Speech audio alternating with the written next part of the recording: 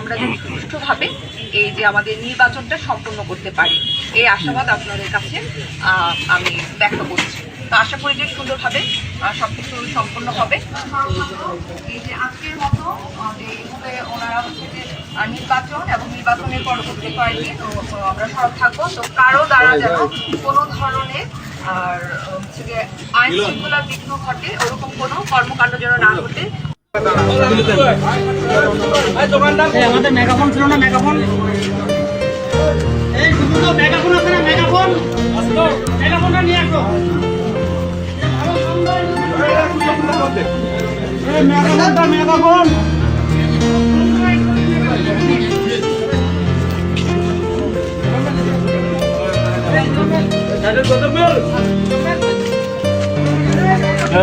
আপনারা এদিক চাপেন। পুলিশ আছে